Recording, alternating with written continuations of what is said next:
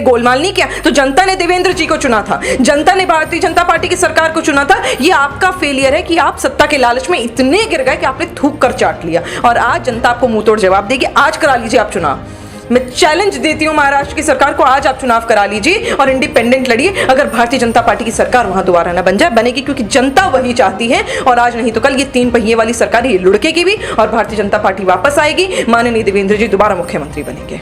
क्योंकि आपको ये लग गया कि मुख्यमंत्री आपको बनना है और फ्यूचर में आपको अपने पुत्र को बनाना है, तो आपने आइडियोलॉजी को धोखा दे दिया। कल तक जिस आइडियोलॉजी को आप लोग थुतकारते थे, आज आपने उसी को थूक कर चाटा है ना। भगवान श्री राम के आप लोग नारे लगाते थे, आज किस मुंह से भगवान श्री राम के नारे लगाएंगे जब आप उनके साथ गठबंधन में जो कहते हैं भगवान श्री राम का अस्तित्व ही नहीं है? बताइए, इस सवाल का जवाब दीजिए। तो आज नहीं तो कल ही सरकार तो किन्नी थी, लोगों के साथ संपर्क में है जो हिंदुस्तान की मुखालिफत करते हैं, जो हिंदुस्तान में बम फोड़ने की राजनीति करते हैं। और एक बात आपने बड़ी आसानी से कह दिया कि भारतीय जनता पार्टी ये सरकार को गिराना चाहती है। हमें क्या जरूरत? आप वो लोग हैं, महाराष्ट्र की जनता ने देखा है कि आप तो वो लोग हैं कि सरकार के लिए चुनाव आप किसी और आइडियोलॉजी पे लड़ते हैं, और सरकार सत्ता के लालच में आप किसी और आइडियोलॉजी पे बना लेते कि जनता को धोखा नहीं था। अगर 10 दिन पहले या फिर हम 25 दिन पहले या महीना भर पहले देखते तो आप लोगों की तो सरकार गिरने ही वाली थी, क्योंकि किस प्रकार शरद जी और राहुल गांधी जी और आपके बीच में तालमेल नहीं बैठ रहा, मंत्रिमंडल का बंटवारा नहीं हो पा रहा, ये हम जानते हैं। और आप लोगों की कमियां खुद ही आकर शरद पवार बताते हैं, खुद ही आकर कांग्रेस के नेता बताते हैं। आप लोगों की जब आइडियोलॉजी सेम नहीं है तो जाहिर सी बात है आज नहीं तो कल सरकार गिरेगी। अरे आप ही एक ही थाली के चट्टे बट्टे हैं, कोई वहां 100 करोड़ का घोटाला कर देता है, कोई वहां वसूली कर रहा है, ये क्या हो रहा है?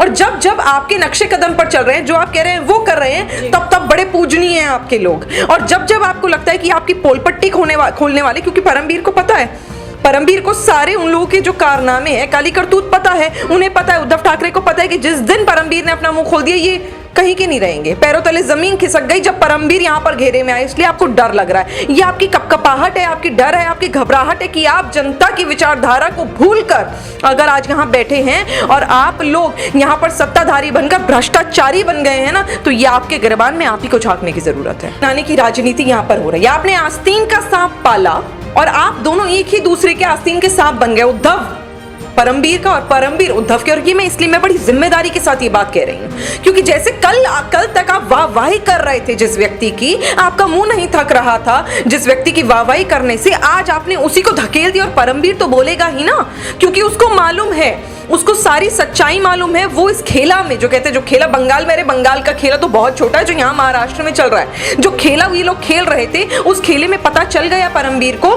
कि उद्धव ठाकरे जो है ना, महाराष्ट्र की सरकार जो है ना, वो आस्तीन का सांप बन गई है। ये वो हड्डी बन गई है, ना निगलते बन रही है, ना उगलते बन रही है, ना गले में डालते बन रही है। इन्हें समझ आने लगा है कि आज इन लोगों का पर्दाफाश हो जाएगा, और जिस दिन उद्धव ठाकरे को लगेगा कि ये मेरे किसी काम का नहीं और ये आदमी मुझे फंसा सकते हैं, वो लात मार देगा। यही हुआ परमवीर के साथ। मुंबई में उठापटक अपने चरम पर है, निशाना 3 से 4 लोगों पर। एंटीना के बाहर मिली विस्फोटक भरी कार का जो मालिक है मुनसुख हिरेन, उनके हत्याकांड को लेकर परमवीर सिंह जो अब सस्पेंड हो गए हैं, उन्हें निष्कासित कर दिया गया है। सचिन वाजे और अनिल देशमुख के, इन चारों पर कहीं ना कहीं कहा जा रहा है कि उद्धव सरकार की छत्रो छाया है, क्योंकि जिस तरीके से बीजेपी ने यह आरोप लगाया है कि सचिन वाजे का डायरेक्ट कनेक्शन इस मामले से है, उनकी संलिप्तता पूरी तरीके से इस मामले से है। ऐसे में उद्धव सरकार का यह बयान आया है, उन्होंने ये कहा है कि बीजेपी महाराष्ट्र में सरकार गिराने का काम कर रही है, जिसके लिए वो ये षड्यंत्र रच रही है और गठबंधन को तोड़ने की कोशिश कर रही है। अब सवाल ये है कि क्या सचिन वाजे का सच में डायरेक्ट कनेक्शन है, क्योंकि एनआईए ने 12 घंटे की पूछताछ के बाद सचिन वाजे को 13 मार्च को गिरफ्तार किया था। 14 मार्च की सुबह उन्हीं के ब्रांच से, जहां वो काम करते थे, उन्हीं के मेंटेनेंस डिपार्टमेंट से वही कार बरामद हुई जो विस्फोटक में शामिल थे। ऐसे में सवाल कई खड़े होते हैं। हालांकि अभी वो हिरासत में है, लगातार पूछताछ की जा रही है, लगातार एनआईए जांच करने की कोशिश कर रही है कि आखिर मामले की सच्चाई क्या है। इसी मुद्दे पर ज्यादा बातचीत करने के लिए इस वक्त हमारे साथ मौजूद है निखत अब्बास जी, जो कि स्पोक्स पर्सन है और बेबाकी से अपनी राय जो है वो रखती हैं। बहुत बहुत धन्यवाद हमारे चैनल के साथ जुड़ने के लिए। बहुत बहुत धन्यवाद आपका। जिस तरीके से महाराष्ट्र में मुंबई में उठापटक जारी है, सचिन वाजे का डायरेक्ट कनेक्शन बताया जा रहा है, एनआईए ने उन्हें गिरफ्तार किया है। बीजेपी सीधा आरोप लगा रही है कि सचिन वाजे को उद्धव सरकार बचाने की कोशिश कर रही है, लेकिन कहीं ना कहीं शिवसेना का डायरेक्ट कनेक्शन देखा जाए तो कनेक्शन था, सचिन वाजे और शिवसेना का कनेक्शन पहले से रहा है, सक्रियता रही है उनकी शिवसेना में। ऐसे में क्या उद्धव सरकार सचिन वाजे को बचा रही है? क्योंकि कहीं ना कहीं सुशांत सिंह राजपूत की बात करें, उनकी केस की, या फिर अर्नब गोस्वामी की केस की, वो उनके मामले को संभाल भी रहे, लेकिन आज वो खुद ही इस मामले में फंस गए। क्या कहेंगे? देखिए, तो जग जाहिर है कि अगर आप किसी पार्टी से ताल्लुकात रखते हैं तो उसमें एक अहम भूमिका निभाते हैं। यही सचिन जी का हाल था कि शिवसेना में आपके पास अहम भूमिका थी। आज जब आप ही के कहीं ना कहीं दिखा जाएगा कि कार्यशैली में ये दिखा कि विस्फोटक से भी आपका तालमेल हो रहा है, वहां पर भी लेन देन हो रहा है, कहीं ना कहीं आतंकवादी हमला, मैं तो इसे कहूंगी ISIS से कहीं हमला कहूंगी, आतंकवादी संगठनों के साथ आपका तालमेल कहूंगी, वो जब दिख रहा है तो जाहिर सी बात है ना कि जनता को समझ आ रहा है कि शिवसेना जिस बात को कहती थी कि वो हिंदुस्तान परस्त है, वो अब नहीं रही, क्योंकि आप लोग उन लोगों के साथ संपर्क में हैं जो हिंदुस्तान की मुखालिफत करते हैं, जो हिंदुस्तान में बम फोड़ने की राजनीति करते हैं। और आप ही कह रहे हैं अंबानी साहब कोई छोटे मोटे व्यक्ति नहीं है, उनके घर के बाहर बहुत बड़ा प्रोटोकॉल होता है, VVIP सिक्योरिटी होती है, हिंदुस्तान के सबसे मुख्य सबसे अमीर व्यक्तियों में से उनका नाम है, इंटरनेशनल स्टार है वो आज की तारीख में, उसके बावजूद उनके घर के बाहर अगर ये हो रहा है तो कहीं ना कहीं सरकार की कमी है। सरकार की जानकारी के बगैर, सरकार की चाहत के बगैर और सरकार की इजाजत के बगैर ये काम नहीं हो सकता था। अगर हुआ है तो ये बहुत बड़ा फेलियर है महाराष्ट्र सरकार को। और एक बात आपने बड़ी आसानी से कह दिया कि भारतीय जनता पार्टी ये सरकार को गिराना चाहती है, हमें क्या जरूरत। आप वो लोग हैं, महाराष्ट्र की जनता ने देखा है कि आप तो वो लोग हैं कि सरकार के लिए चुनाव आप किसी और आइडियोलॉजी पे लड़ते हैं और सरकार सत्ता के लालच में आप किसी और आइडियोलॉजी पे बना लेते कि जनता को धोखा नहीं था, सरकार तो आपकी गिरनी तय है। क्योंकि इस ये तो सचिन जी का केस तो सचिन का केस तो अभी आया है, अगर 10 दिन पहले या फिर हम 25 दिन पहले या महीना भर पहले देखते तो आप लोगों की तो सरकार गिरने ही वाली थी। क्योंकि किस प्रकार शरद जी हो, राहुल गांधी जी और आपके बीच में तालमेल नहीं बैठ रहा, मंत्रिमंडल का बंटवारा नहीं हो पा रहा, ये हम जानते हैं। और आप लोगों की कमियां खुद ही आकर शरद पवार बताते हैं, खुद ही आकर कांग्रेस के नेता बताते हैं। आप लोगों की जब आइडियोलॉजी सेम नहीं है तो जाहिर सी बात है आज नहीं तो कल सरकार गिरेगी। उसका ठीक है, अगर आप भारतीय जनता पार्टी पर ठोक रहे हैं तो याद रखिएगा जनता सब जानती है, जनता को बेवकूफ बनाना बंद कर दीजिए। उद्धव सरकार जब अर्नब गोस्वामी का केस आया तो कहीं ना कहीं बहुत ज्यादा जल्दी में थी, उनके घर से उठा लिया गया था उनको, लेकिन अब इस केस में पूरी तरीके से ठंडे बस्ते में चला गया है। देखिए, लोकतंत्र की हत्या करने वाले हैं उद्धव सरकार वाले लोग। और ये मैं इसलिए कह रही हूं, बिल्कुल आपने सही कहा कि सुबह 6 बजे बिना बताए आप जाकर किसी व्यक्ति को उठा लेते हैं। वो केस जो 2018 में हुआ था, आज आप उसको दोबारा रिवाइव करके खोद रहे हैं। कहते हैं ना कि गड़े मुर्दे जो होते हैं वो आप उखाड़ रहे हैं। यहां पर तो कोई मुर्दे गड़े ही नहीं थे। आपने उनकी बेगम साहिबा हो या फिर उनकी बेटी हो, उनके ऊपर भी केस करने की आरोप लगा दिया। और तब आपके लिए कितने पूजनीय थे परमबीर जी, और आज जब परमबीर आप ही का भांडा फोड़ रहे हैं तो आपको बड़े बेकार लगने लगे हैं। तब आप चाहते कि उनके खिलाफ कार्रवाई हो, तब आप चाहते कि उनके खिलाफ जांच और जल्द से जल्द पता चले कि वो क्या कर रहे थे। अरे आप किसको बेवकूफ बना रहे हैं? सभी को पता है कि परमबीर हो, अनिल देशमुख हो या सचिन हो, ये सारे आप ही एक ही थाली के चट्टे बट्टे हैं। कोई वहां 100 करोड़ का घोटाला कर देता है, कोई वहां वसूली कर रहा है। ये क्या हो रहा है? और जब आपके नक्शे कदम पर चल रहे हैं, जो आप कह रहे हैं वो कर रहे हैं, तब बड़े पूजनीय हैं आपके लोग। और जब आपको लगता है कि आपकी पोलपट्टी खोलने वाले, क्योंकि परमबीर को पता है, परमबीर को सारे उन लोगों के जो कारनामे हैं, काली करतूत पता है, उन्हें पता है, उद्धव ठाकरे को पता है कि जिस दिन परमबीर ने अपना मुंह खोल दिया ये कहीं के नहीं रहेंगे। पैरों तले जमीन खिसक गई जब परमबीर यहां पर घेरे में आए। इसलिए आपको डर लग रहा है, ये आपकी कपकपाहट है, आपकी डर है, आपकी घबराहट है कि आप जनता की विचारधारा को भूलकर अगर आज यहां बैठे हैं और आप लोग यहां पर सत्ताधारी बनकर भ्रष्टाचारी बन गए हैं ना, तो ये आपके गिरबान में आप ही को झांकने की जरूरत है। परमजीत सिंह का बयान भी आया था ये हाल फिलहाल में कि उन्होंने कहा था कि मुझे इस बात की भनक नहीं थी कि सचिन वाजे की संलिप्तता जो है इतने बड़े मामले में, हालांकि वो उनके अधीन काम करते थे। कैसे? ये बहुत बड़ा सवाल पैदा होता है, क्योंकि अभी आपने कहा सभी एक ही थाली के चट्टे बट्टे में।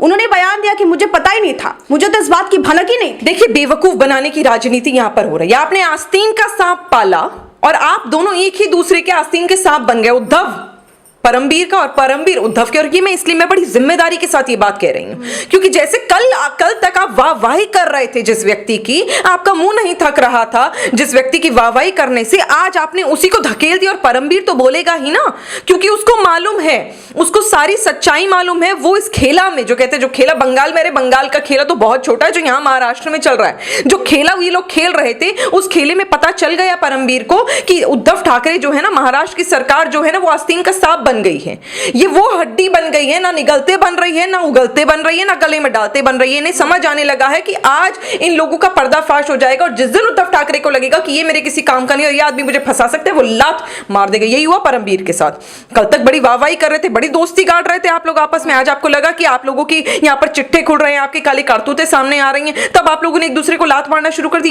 अभी तो परमवीर आए, आप देखिएगा आने वाले 5 से 10 दिन में कोई बड़ी बात नहीं होगी कि अनिल देशमुख खुद सरकार के खिलाफ आवाज दे और बयान दे। और ये इसलिए देगा क्योंकि अनिल देशमुख को पता है कि अगर सिर्फ अकेले अनिल देशमुख ने नहीं खाया, उसको पता है सिर्फ मैंने नहीं खाया, ये तो सबने पैसा खाया है, तो अगर मैं साइड हो गया तो उद्धव ठाकरे मुझे बचाएगा। और यही हो रहा है, ये आज परमवीर को भी बचाएंगे, सचिन वाजे को भी बचाएंगे, अनिल देशमुख को भी बचाएंगे और उद्धव ठाकरे अपने आप को तो बचा ही रहे, क्योंकि इन्हें पता है कि अगर सरकार का चिट्ठा खुल गया ना तो ये कहीं के नहीं रहेंगे। इन लोगों की काले करतूतें जल्दी सामने आने वाली हैं। क्या इन्हें डर है कि सरकार गिर जाएगी, गठबंधन सरकार जो बनी है वो गिर जाएगी महाराष्ट्र में और फिर से बीजेपी का वहां शासन होगा? जाहिर सी बात, बीजेपी का शासन होगा, क्या होना था।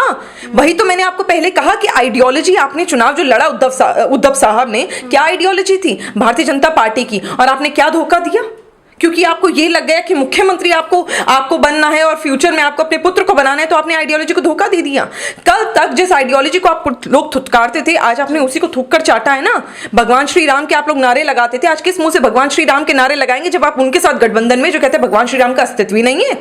बताइए, इस सवाल का जवाब दीजिए। तो आज नहीं तो कल ही सरकार तो गिननी थी, क्योंकि जाहिर सी बात है आइडियोलॉजी जब तक सेम नहीं है, जब जनता आपको समझ चुकी है कि आप बेवकूफ बना रही हैं, तो जनता को पता है ना, आपने सत्ता के लालच में सब कुछ करा, आपका निजीकरण है, आपका निजी फायदा है इसमें।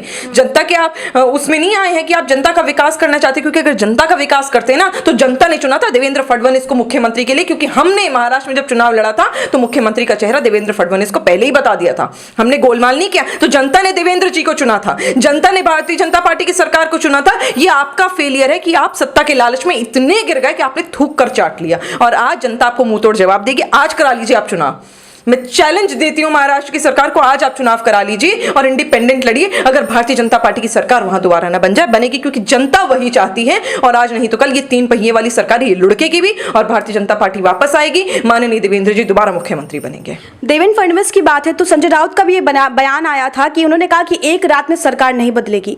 बीजेपी कितना भी चाहे एक रात में सरकार नहीं बदलने वाली। जाहिर सी बात है ना, एक रात में सरकार कहां बदलती है? जब इतने सारे मंत्रिमंडल हों तो आप लोग रोज बैठेंगे, आज आपको लगेगा नहीं नहीं तीनों पार्टियों में सही सही मंत्रिमंडल बट गया है, कल आपको लगेगा नहीं नहीं 2 मंत्रिमंडल वहां से ले लूं, अपने मंत्रालय में डाल लूं, परसों आपको लगेगा नहीं 2 और शरद जी से भी ले लूं, 2 राहुल गांधी जी से भी ले लूं और अपने यहां डाल लूं, तो 4-5 दिन तो लगेंगे। एक रात में सरकार आपकी नहीं गिरेगी, क्योंकि अगर एक रात में गिरनी होती तो आप लोगों का मंत्रिमंडल जो है ना वो आपको लालच ही होता। आज आपको लालच है, इसलिए आप सोचेंगे कि सरकार बनी रहे, बेबी पेंगुइन भी बना रहे, उद्धव ठाकरे भी बना रहे, सबके मंत्रिमंडल भी हो, जो गद्दे में ये लोग पैसे भर रहे वो भी भरते रहे, तो समय तो लगेगा। लेकिन संजय राउत को ये बात समझने की जरूरत है कि जब आप महिला विरोधी हो जाती हैं, जब आप हिंदुस्तान के खिलाफ, सिर्फ हिंदू नहीं, आप हिंदुस्तान की हर एक कौम के खिलाफ आवाज उठाने लगते हैं, जब आप गाली गलोच पे आ जाते हैं, जब आप इलीगल सिस्टम चलाते हैं, जब आप भ्रष्टाचार बन जाते हैं, भ्रष्टाचारी बन जाते हैं, जब आप ड्रग कार्टेल चलाते हैं, जब आप मर्डरर्स का सपोर्ट करते हैं, तो जाहिर सी बात है ये सरकार का गिरना तय है। निसंदेह सरकार जरूर गिरेगी। और जैसे कि मैंने कहा, दोबारा दोहराती हूं कि देवेंद्र फडणवीस बहुत जल्दी महाराष्ट्र के मुख्यमंत्री बनेंगे और महाराष्ट्र की जनता को न्याय मिलेगा, सुशांत सिंह राजपूत को न्याय मिलेगा, कंगना रनौत को न्याय मिलेगा और हर उस व्यक्ति को न्याय मिलेगा जिसने भारतीय जनता पार्टी को सरकार बनाने के लिए चुना था और उन्हें नहीं मिला, उनके साथ अत्याचार हुआ, उनके साथ इनजस्टिस हुआ।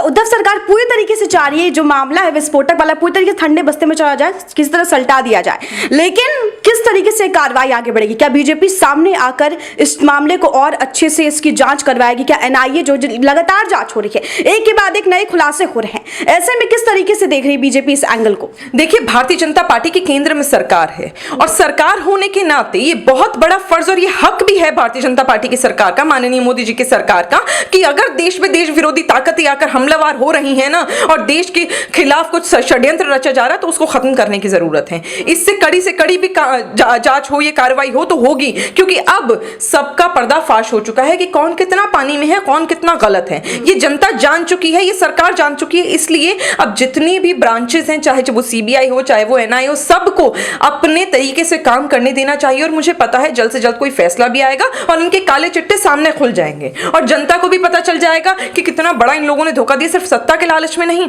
इन्होंने देश विरोधी ताकतों को हिम्मत दी है, इन्होंने देश विरोधी ताकतों को रास्ता दिखाया है, इन्होंने उन्होंने देश विरोधी ताकतों को अपने सर पर बिठाया है और सर से गिराने का समय आज उद्धव ठाकरे का हमारे लिए आ गया है।